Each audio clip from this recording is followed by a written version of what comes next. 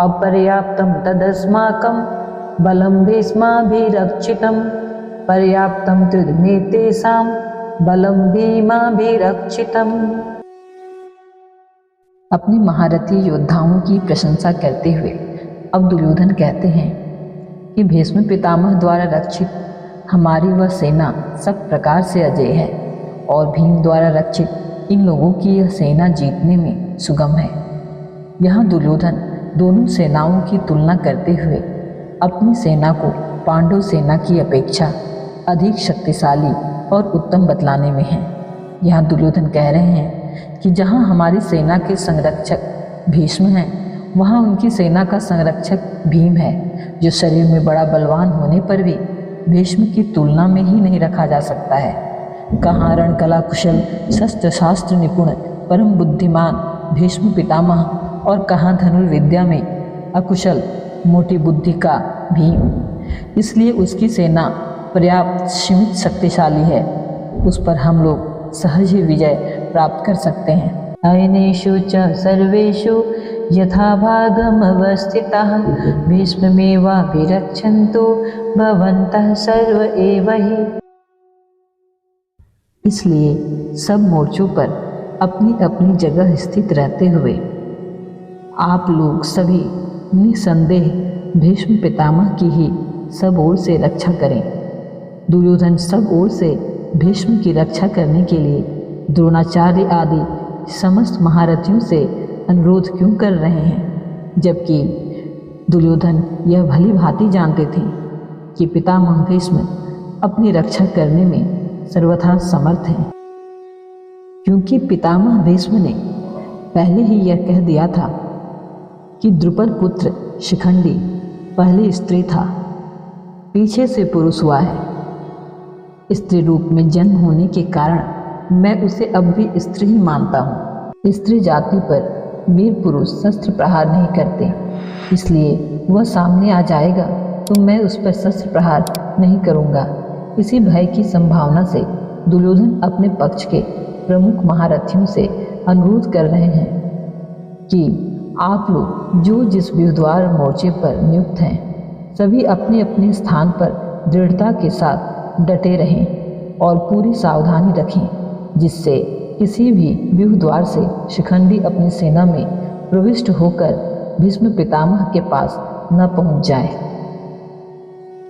यदि आप लोग शिखंडी से भीष्म को बचा सकें तो फिर हमें किसी प्रकार का भय नहीं है। अन्यान्य महारथियों को पराजित करना तो भीष्म जी के लिए बड़ी आसान बात है। तस्य संजनयन हर्षं पुरुविद्ध पितामह सिंहनादं विनद्दोच्चै शंखं दद्मो प्रतापवान। कौरवों में वृद्ध बड़े प्रतापी पितामह भीष्म ने उस दुर्योधन के हृदय में हर्ष उत्पन्न करते हुए उच्च स्वर से सिंह की दहाड़ के समान गरज कर शंख बजाया। ततः शंखाश्च वीर्यश्च पणिवानिक गोमुखाः सहसैवाभ्यहन्यन्त सशब्दस्तु मूलोऽभवत्।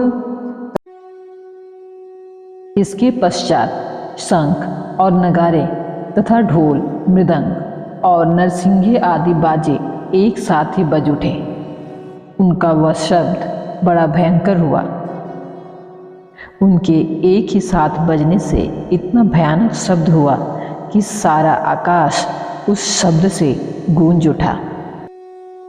ततः श्वेतैर्हयैर्युक्ते महति स्यन्दने स्थितौ माधवः पाण्डवश्चैव दिव्यौ शंखौ प्रदधमतुः। भीष्म पितामह सहित कौरव सेना के द्वारा बजाए हुए शंखों और अन्यान्य रणवाद्यों की ध्वनि के बाद अब बारी पांडवों की थी। इसके अनंतर सफेद घोड़ों से युक्त उत्तम रथ में बैठे हुए श्री कृष्ण महाराज और अर्जुन ने भी अलौकिक शंख बजाए। भगवान श्री कृष्ण और अर्जुन के ये शंख साधारण नहीं थे, अत्यंत विलक्षण, तेजोमय और अलौकिक थे। इसी से इनको दिव्य बतलाया गया है। पांचजन्यम ऋषिकेशो देवदत्तं धनञ्जयः पौण्ड्रं दद्मो महाशङ्खं भीमकर्म वृकोदरः।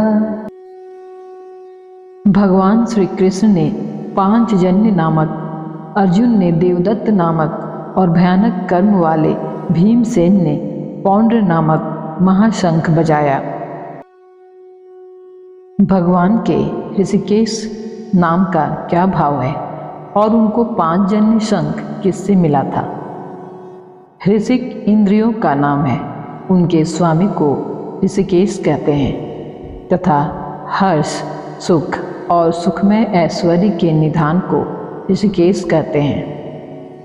भगवान इंद्रियों के अधीश्वर भी हैं और हर्ष, सुख और परमैश्वर्य के निधान भी, इसीलिए उनका एक नाम ऋषिकेश है।